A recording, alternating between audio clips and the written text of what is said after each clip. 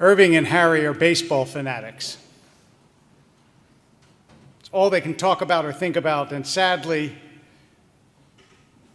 Harry becomes sick, gets sicker, and it's clear that Harry's dying. Irving says to him, "Listen, Harry, I'm sorry, but the truth is, really, the only thing I want is, after you pass away, if there's any possibility, come back like in a dream or something and let me know, is there baseball in heaven?" Harry says, "I promise, if I can, I will let you know." Sure enough, Harry dies. And a week later, he comes to Irving in a dream. He says, "Irving, I have good news and I have bad news." It's what? He says, "The good news is there's baseball in heaven." And Irving goes, "That's wonderful. What's the bad news?" He says, "You're pitching Thursday."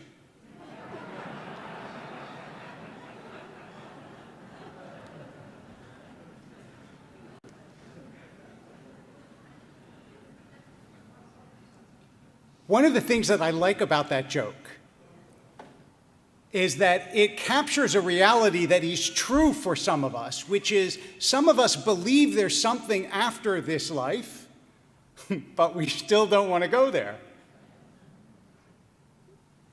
If there is an afterlife, we'll find out when the time comes. And yet the truth is that I was struck this year by the reality that for all the Yizkor sermons I have given in the course of my life, and I have given a lot of Yizkor sermons, I never gave one that told people what Jews believe about the afterlife, which would seem to be a pretty important topic for a Yizkor sermon. And not only that, but of all the fundamental questions of belief that Jews ask, or that Jews have wrong impressions about, I would say the afterlife might be number one.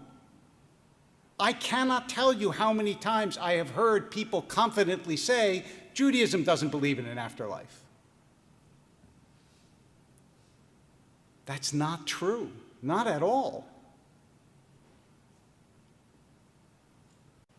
But in order to understand this, we need to do a little spade work here.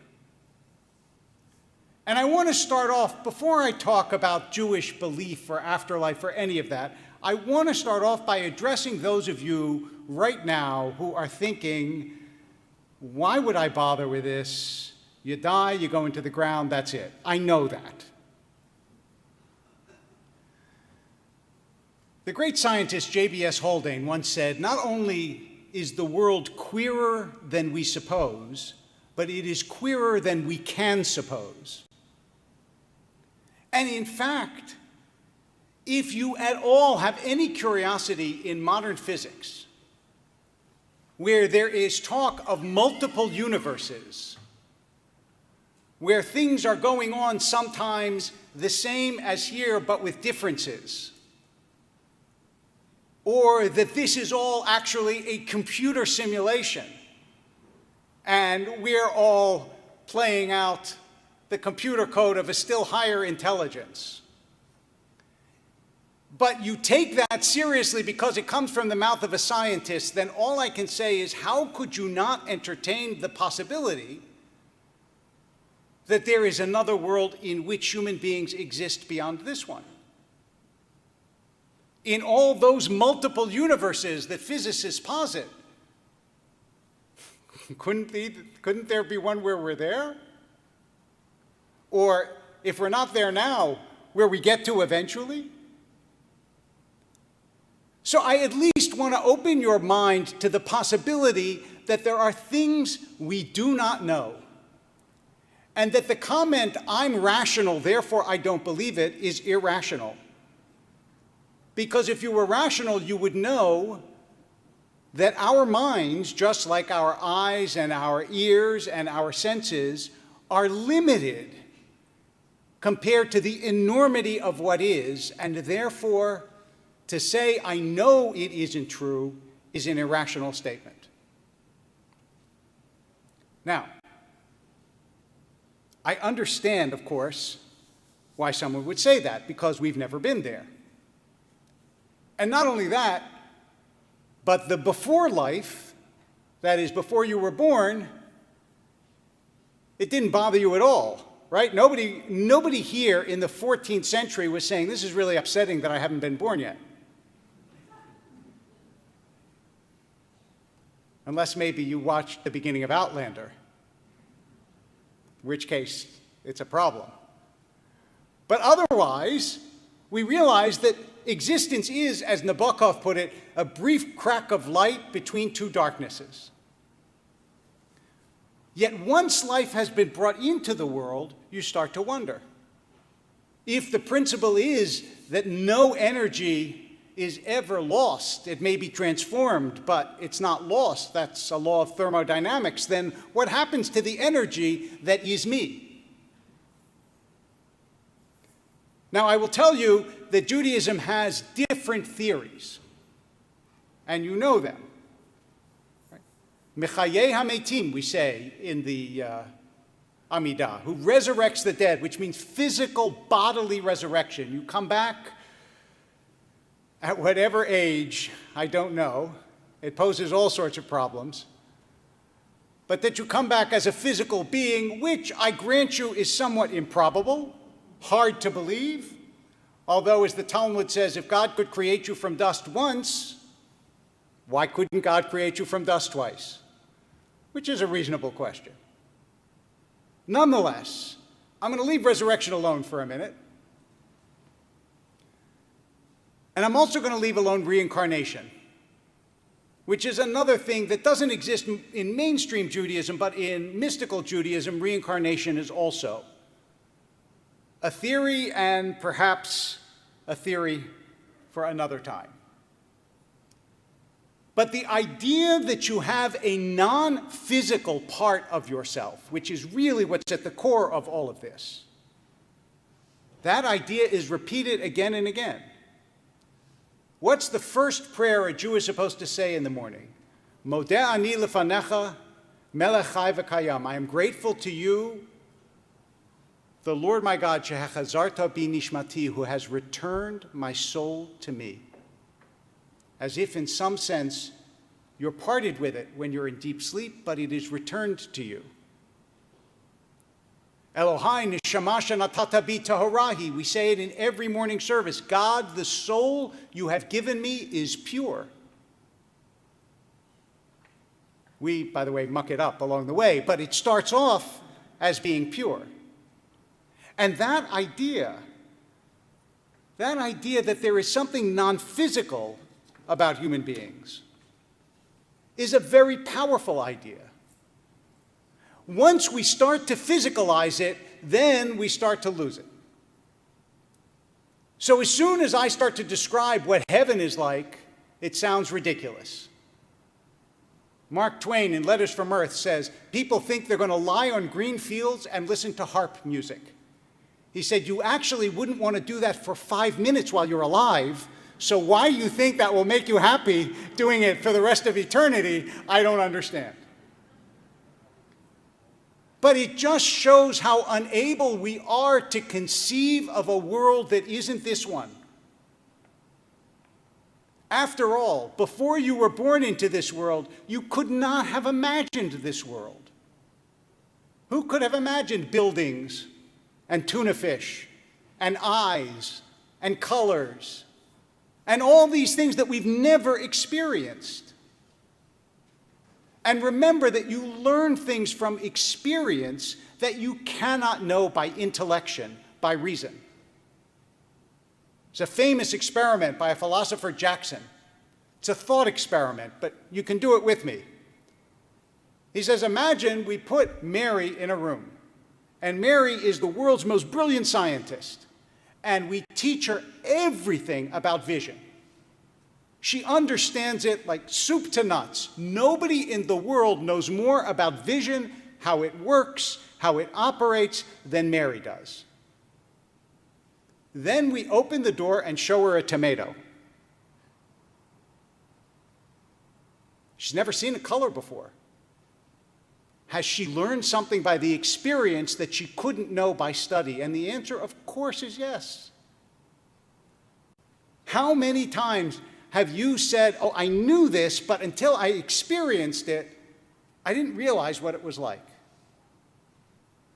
So can we really imagine another world without experiencing it? No. But is such an experience possible? Maybe. The Chafetz Chaim was perhaps the greatest rabbi of the 19th century. And he lived in a small town in Poland called Radun.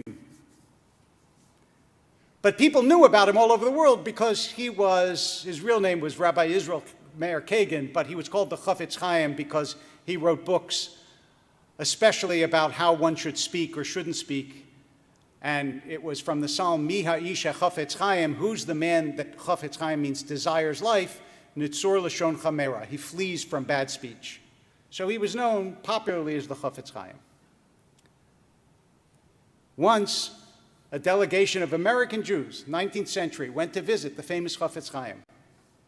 And they found him in a little study with a rickety desk and a few books, and they were amazed. And one of them said, "Where is all your stuff?" And he said, "Where's yours?" And they said, "Well, we're just passing through." And he said, "Me too."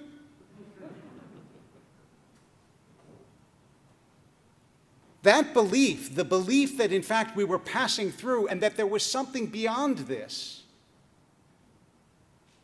that belief, by the way, is part of the reason you say the Kaddish. Why do you say the mourner's Kaddish? There are lots of reasons given, but one is to give the neshama, the soul of the person who has died in Aliyah, to help them on their way after death. That's why it's so important to some people to have someone say Kaddish for them, because that's what helps their soul along the way. Now, you don't get helped along the way unless there's a way to go. So in the Bible, there are a couple of hints, but by the time you get to the Talmud, Kol Yisrael yesh lem chelek ba'olam haba, all of Israel has a place in the world to come. And lest you think that the rabbis of the Talmud were narrow and chauvinistic, they also said in several different places, Kol tzadikei umot ha'olam yesh lem chelek ba'olam haba, all the righteous of all the nations have a place in the world to come. You don't have to be Jewish to have a place in the world to come. Jews should be proud of that. But they assumed there was another place, but they were not so foolish as to say, and by the way, the place has lawns and lovely homes. I confess to you, this is very typical of the rabbis, you should forgive them. One of the things that they do constantly describe heaven as is yeshiva shel ma'ala, which is basically the religious school on high. And as my Talmud teacher once remarked, for some that will be heaven and for some that will be hell. Right? But the idea that you could study with God was for them ultimately paradise, but you're allowed to have variations of that. You don't have to accept that one. But this idea that it was possible to be more than we are, that we don't entirely disappear, but that we transform in one way or another, this is really important in the Jewish tradition. Can you imagine having a God that loves you and abandons you the day you die? In fact, some midrashim, some rabbinic legends talk about the idea that there's a storehouse of souls. And as new people come into the world, they draw from the storehouse of souls. And that we pass on. And that we discover a reality far beyond anything we could imagine.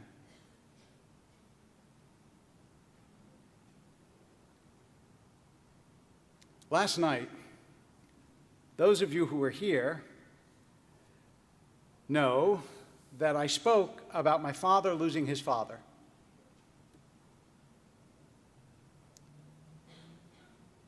I know that this might surprise you, but my father and I, though both rabbis, and I have another brother who's a rabbi, and one who's a scientist, and one who's an ethicist, we didn't that often have strictly religious discussions. But occasionally we did. And once I remember, a few years before he died, I was walking with him along the Schuylkill River in Philadelphia, where I grew up and where he lived, and I said, "You know, Dad, I've never asked you this before, I don't think, but what do you think happens after you die?" By the way, this is a great question to ask people. And if you have people in your life that you haven't asked, ask them. And I'll tell you what he told me. He said, "I don't believe that human beings disappear." And I thought, that's exactly what I think.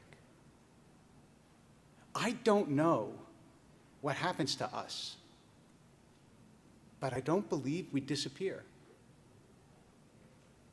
Can you look in the eyes of someone you love and think, that's all synapse, no soul? Can you explore yourself and think, this is just a physical thing? There's nothing intangible in me. Even though we live in a world of intangibles, imagination is intangible, dreams are intangible, concepts are intangible, mathematics is intangible.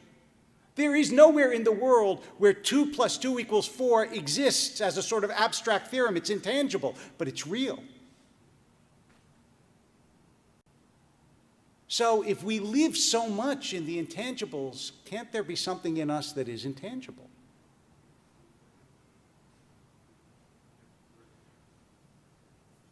Maurice Lamb, in his book on death and dying, tells the following parable. He says, imagine twins in a womb. One of them, in the discussion that they're having back in the womb, says, you know, this is it. There's no world outside this. We've never seen another world. We've never experienced another world. This is all we got. But his brother says, no, I think there's more. I think there's something out there. Now, he says, imagine that the one who believes is born. Back in the womb, his brother is mourning a death. Out in the world, we're celebrating a birth. That, he said, is what it's like in this world and the next world. Now, I've known that parable for many years, told it before. But this year, it took on a special poignancy by something else that I learned, that you just saw. My whole life, I always assumed that when we fall Korim in front of the ark, when the cantor and I, you saw, went all the way down, put our faces to the ground in front of the ark, I always felt that and experienced that as a moment of humility and creatureliness before the Kadosh Baruch Hu, before God. But this year, I read the interpretation of the late Chief Rabbi of England, Emanuel Jakobovits. He said, when you fall Korim in front of the ark, it's a fetal position. You're about to be reborn.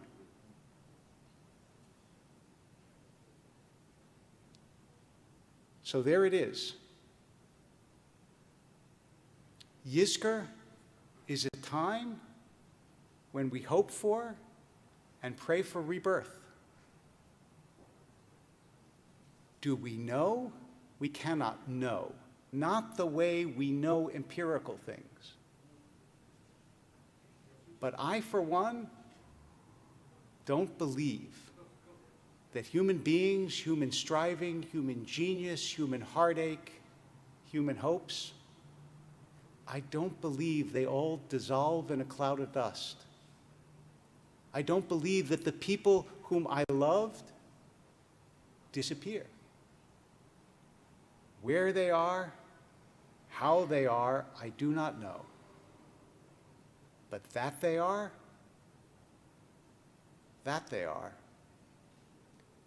I believe.